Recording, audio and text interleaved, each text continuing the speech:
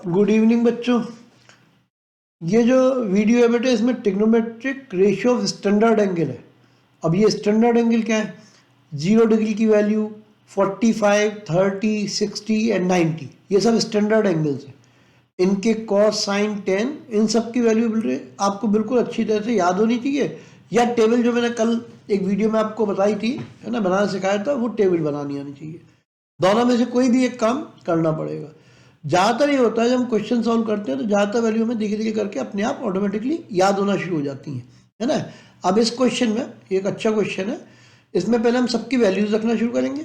जैसे cos 0, तो cos 0 की वैल्यू लिखेंगे, cos 0 इक्वल्स टू 1 होता है, प्लस साइन 45 विच इज 1/√2, तो 1/√2, देन साइन 30 विच इज 1/2, तो 1/2 पुट कर देंगे, देन ब्रैकेट, दूसरे ब्रैकेट में sine 90 is 1, cos 45 is 1/√2, sine 45 cos 45 दोनों की वैल्यू इक्वल होती है, देन cos 60 इज 1/2। एक तरीका तो यह कि हम इनको मल्टीप्लाई करें तो 9 टर्म्स आएंगे, वो बहुत खतरनाक है, इसीलिए क्वेश्चन बहुत अच्छा है और एग्जाम में आता ज़्यादा है। तो हमें इसमें एक तरीका लगाना पड़ेगा कि पहले हम जो 1 और 1/2 है इनको ऐड कर लें, तो यह आ जाएगा 3/2 प्लस 1/√2, एंड देन दूसरे वाले ब्रैकेट में भी यही काम करें, 1 प्लस 1/2, ये हो जाएगा 3/2, देन माइनस 1/√2। अब एक अलजेब्रिक आइडेंटिटी होती है ना, मैं यहाँ लिख भी देता हूँ उसको। तो जैसे x प्लस वाई एक ब्रैकेट और x माइनस वाई दूसरा ब्रैकेट, तो ये हमेशा इक्वल हो जाती है x square minus y square के। ठीक, तो यही काम हमने यहाँ पे किया। ये a दिया हुआ है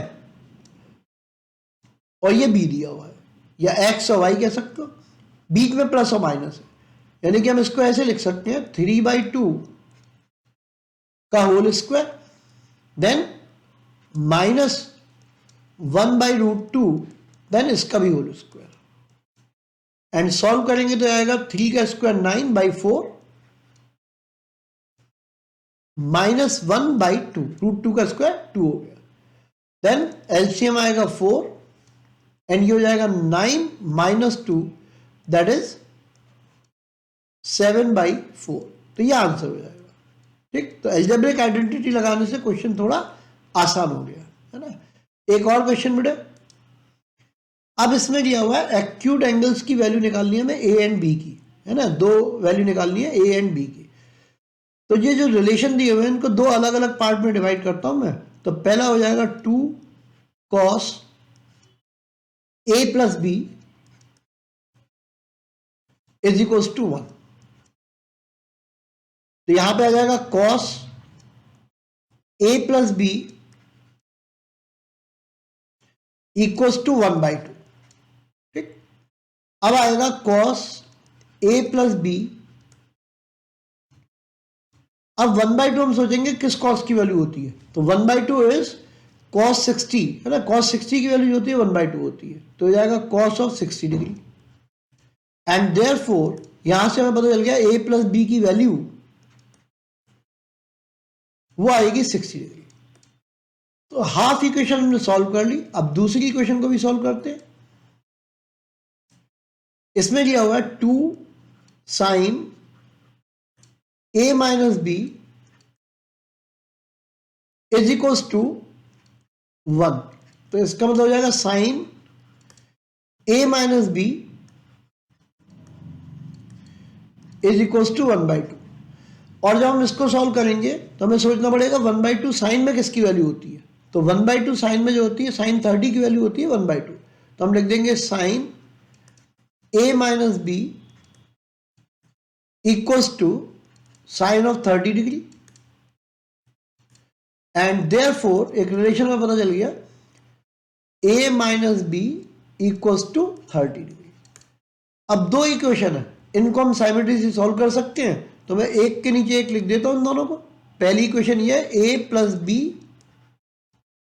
इक्वल्स टू 60 डिग्री, एंड दूसरी इक्वेशन है a minus b equals to 30 degree. Obviously simultaneously solve करने में क्योंकि दोनों के साइन अलग अलग हैं, बी प्लस में एक में माइनस में, तो हम दोनों को ऐड कर सकते हैं। तो ऐड करने पे ये दोनों कैंसिल हो जाएंगे। तो 2a की वैल्यू 90 डिग्री आएगी। तो पहले a की वैल्यू निकल आएगी। a इक्वल्स टू आ जाएगा 90/2, दैट इज 45 डिग्री। तो ये एक आंसर तो ये पता चल गया। देन जब हम वैल्यू पुट करेंगे किसी भी एक इक्वेशन में, है ना, तो जैसे लिखेंगे a plus b equals to 60, ये दिया हुआ है। इसमें वैल्यू पुट कर देंगे a की 45, तो b की वैल्यू आ जाएगी 60 minus 45, that is b equals to 15 degree, answer हो जाएगा। तो a एंड b दोनों की वैल्यू हमने कैलकुलेट कर ली। अब बेटे इस क्वेश्चन में दिया हुआ है, ये हमें गिवन है 4 cos square x minus 1 equals to 0, है ना, ये गिवन है। तो हम फर्स्ट ऑफ ऑल लिख लेंगे 4 cos square x minus 1 equals to 0, ये गिवन है। Therefore 4 cos square x equals to 1, and यदि हम मान लो cos स्क्वायर एक्स की वैल्यू निकालेंगे तो ये आ जाएगी 1/4। और इसका मतलब ये है कि हम अंडर रूट ले लें तो cos x की वैल्यू ये आएगी 1/2। ऑब्वियसली प्लस माइनस दोनों आते हैं, लेकिन यहां पे हमें दिया हुआ है कि x की वैल्यू 0 एंड 90 के बीच में है। तो जब हायर क्लास में होंगे तो हमें दोनों वैल्यू लेनी होंगी। अभी इसमें क्लियरली लिखा है x इज बिटवीन 0 एंड 90, तो केवल a की वैल्यू हम कंसीडर करेंगे। और हमें यह भी मालूम है, टेबल याद होनी चाहिए, है ना, या उसको बनाना पड़ेगा वहां पे। तो cos x equals to 1/2 cos 60 की वैल्यू होती है। यदि इधर cos है तो यहां भी cos ही होना चाहिए। तो cos की वैल्यू ढूंढेंगे तो cos 60 की वैल्यू आएगी 1/2। तो इससे एक आंसर तो हमें पता चल गया, therefore x equals to 60 degree, है ना, ये पहला आंसर हो गया। और आंसर जरूर से लिख ही देते, ये हाईलाइट कर दिया हमने। अब जो सेकंड पार्ट है ना, सेकंड पार्ट में पहले हम चेक कर लेंगे किन किन की वैल्यू हमें चाहिए। तो आंसर आएगा, एक तो cos x की वैल्यू चाहिए, तो cos x की वैल्यू हम ऑलरेडी निकाल चुके हैं, वो लिख देंगे cos x is equals to 1/2, ये हम ऑलरेडी कैलकुलेट कर चुके हैं। दूसरा हमें चाहिए tan x की वैल्यू, है ना। अब tan x क्या होगा, तो tan x का मतलब हो जाएगा tan ऑफ 60 डिग्री, क्योंकि हमने x कितना निकाला है 60, एंड tan 60 की वैल्यू वो टेबल से हमें पता चलती है √3 के बराबर है। यानी कि हमें दो चीजें चाहिए थी, एक तो cos स्क्वायर एक्स वो हमें पता चल गया, दूसरा tan स्क्वायर एक्स उसकी वैल्यू भी हमें पता चल गई, है ना, दोनों वैल्यू पता चल गई। अब एक्सप्रेशन लिखेंगे, वो ये है 1/cos square x then minus tan square x. अब एक एक करके वैल्यू पुट करते हैं, तो ये आएगा इज इक्वल्स टू 1/, अब cos स्क्वायर एक्स तो इसका स्क्वायर करेंगे तो 1/4 आएगा, तो 1 नीचे और इंटू 4 ऊपर हो जाएगा। देन माइनस tan x की वैल्यू हमने निकाली थी √3, तो √3 का whole square, and this is, ये हो जाएगा 4 एंड √3 का स्क्वायर -3 इक्वल्स टू आ जाएगा 1। ये दूसरा आंसर आ गया। अब बेटे ये एक और अच्छा क्वेश्चन है। बेसिकली ये क्वेश्चन एक तरह से कॉम्बिनेशन है ट्रिग्नोमेट्री एंड फैक्टराइजेशन का। इसका मतलब ये हुआ, जैसे यहाँ पे देख लो तुम कि इसमें tan 3 यहाँ भी है और tan 3 यहाँ भी है, तो ये तो कॉमन आएगा, ठीक। तो एक तो फैक्टराइजेशन भी होगा एंड साथ के साथ इसमें ट्रिग्नोमेट्री भी अप्लाई करनी पड़ेगी। तो फर्स्ट ऑफ ऑल हम इसको उतार देते हैं पूरी क्वेश्चन को। तो ये आ रहा है 2 tan 3a cos 3a minus tan 3a। अब इसको लेफ्ट साइड पे लाएंगे तो हो जाएगा -2 cos 3a and +1 equals to 0। पहले वाले दो में से tan 3a इसमें भी है, tan 3a इसमें भी है, है ना, तो दोनों में से कॉमन आ जाएगा, तो ये कन्वर्ट हो जाएगा tan 3a, ब्रैकेट में बचेगा एक तो 2 और एक cos 3a, एंड -1 बचेगा। इन दोनों में से 1 के अलावा कुछ कॉमन आएगा नहीं, है ना, तो -1 कॉमन ले लेंगे, तो बचेगा 2 cos 3a and -1 is equal to 0, क्योंकि माइनस इंटू माइनस प्लस हो जाएगा, तो -1 इंटू -1 अगेन प्लस आ जाएगा। अब इन दोनों में कॉमन आ जाएगा 2 cos 3a -1, ये तो एक ब्रैकेट में, and in other bracket tan 3a -1 equal to 0। अब दो चीजों का प्रोडक्ट जीरो तब हो सकता है इनमें से जब कोई भी एक जीरो, आइदर फर्स्ट वन और सेकंड वन, किसी भी एक का जीरो होना कंपलसरी है। तो हम अलग अलग दोनों को कंसीडर करते हैं। पहले हमने मान लिया 2 cos 3a -1 इक्वल टू 0, हमने इसको जीरो सपोज कर लिया पहले वाले फैक्टर को, तो इससे हो जाएगा cos 3a इक्वल टू 1/2, क्योंकि -1 प्लस का हो जाएगा और ये 2 से डिवाइड हो जाएगा। फर्दर हमें पता है जो cos 3a इक्वल टू 1/2 है, 1/2 जो वैल्यू होती है वो cos ऑफ 60 की वैल्यू होती है, तो ये cos 60 आ जाएगा। इससे पता चल गया 3a की वैल्यू 60 डिग्री के बराबर आ जाएगी, and therefore the value of a is 60/3, that is 20 degree, ये 20 के बराबर आ गई। तो ये एक आंसर हो गया। लेकिन हो सकता है दूसरा वाला जो फैक्टर है वो zero, that means tan 3a -1 equal to 0, और हम कह सकते हैं tan 3a इक्वल टू 1। अब हमें सोचना है कि tan 3a जो 1 के बराबर है, 1 किस में tan की वैल्यू होगी, है ना, या किस एंगल के लिए tan की वैल्यू 1 होती है। तो tan 3a इक्वल टू हो जाएगा tan 45, क्योंकि tan 45 की वैल्यू 1 होती है, तो 3a की वैल्यू आएगी 45, एंड देयरफॉर जब हम कैलकुलेट करेंगे तो a की वैल्यू जो आएगी ये हो जाएगी 15 डिग्री। तो अब a की वैल्यू दो पॉसिबल है, either a equals to 20 degree और a इक्वल्स टू 15 डिग्री, दोनों में से कोई भी वैल्यू होगी तो इक्वेशन जो है वो सेटिस्फाई हो जाएगी। अब बेटा इसमें x की वैल्यू हमें दी हुई है और एक इक्वेशन दी है जिसकी हमें वैल्यू निकालनी है, ठीक। तो पहले हम पूरी इक्वेशन में x की वैल्यू पुट कर देंगे, तो ये आएगा 12 साइन, अब यहाँ 3x दिया है, x की वैल्यू 20 है, तो 3 इंटू एक्स यानी कि हो जाएगा 3 इंटू 20। हर एक जगह पे हम x की जगह 20 पुट कर देंगे पूरी इक्वेशन में। फिर ये आएगा cos 3 इंटू 20, क्योंकि x दिया हुआ 20 के बराबर है, फिर प्लस 5 10, इसमें आएगा 2 into 20 and plus 5, and last में ये दिया है -3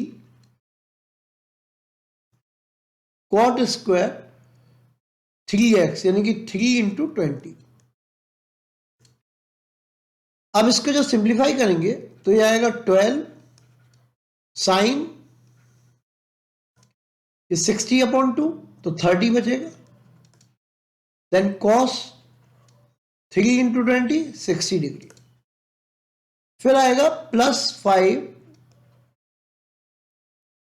10, अब ये हो जाएगा 40 plus 5 that is 45 degree, minus 3 cot square 60 degree.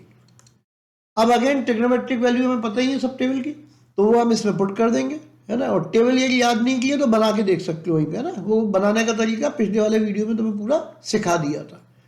तो 12 इंटू साइन 30 इज 1/2, cos 60 की वैल्यू वो भी 1/2 होती है, देन प्लस 5, अब tan 45 की वैल्यू रख देंगे, tan 45 इज 1, फिर -3, अब cot 60 की वैल्यू है ना वो 1/√3 के बराबर होती है, तो यह आएगा 1/√3 एंड स्क्वायर, और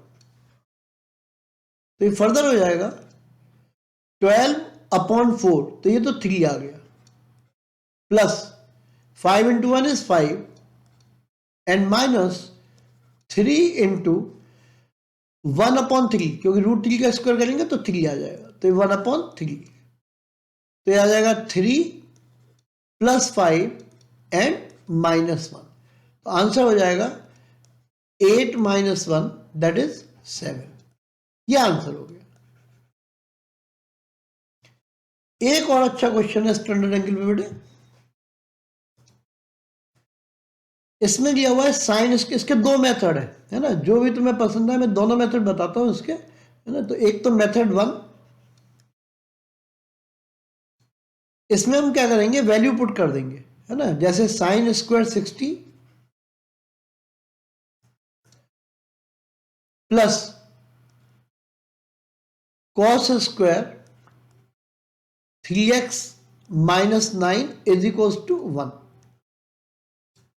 अब sin² 60, तो sin 60 की वैल्यू होती है √3/2, √3/2 then square plus cos² 3x - 9 and this equals to 1, तो इससे आ जाएगा cos² 3x - 9 equals to 1 minus √3 का स्क्वायर हो जाएगा 3/4,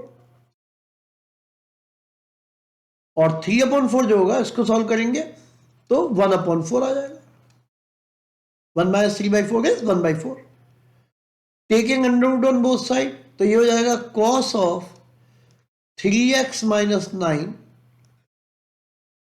इक्वल्स टू 1/2, और ऑब्वियसली cos 3x - 9 1/2 जो है वो cos 60 की वैल्यू है, तो cos 60 डिग्री, तो यहां से हमें पता चल गया 3x - 9 इक्वल्स टू 60 डिग्री, और हम कह सकते हैं 3x की वैल्यू वो हो जाएगी 60 + 9 यानी कि 69, तो x की वैल्यू हम निकाल सकते हैं, है ना, ये डिवाइड करके आ जाएगा 69/3 दैट इज 23 डिग्री। ठीक, एक तरीका तो ये हो गया बेटा। एक दूसरा मेथड जो हम इसको ऑप्ट कर सकते हैं वो ये हो सकता है, हमें एक आइडेंटिटी पता है ना, आइडेंटिटी क्या होती है, वो ये sin² theta plus cos² theta is equal to 1। अब हमें पता है यहां पे 1 आ रहा है, इसका मतलब अंदर वाली ये जो दोनों वैल्यू है थीटा की वो इक्वल होनी चाहिए, तो therefore 60 degree is equal to 3x - 9 या 3x इक्वल टू 69, तो x की वैल्यू आ जाएगी 23 डिग्री, है ना। इसमें ये लिख जरूर देना कि आइडेंटिटी ये है, अदरवाइज नहीं होगी, है ना। तो कुछ अच्छे क्वेश्चन थे बेटा स्टैंडर्ड एंगल पे।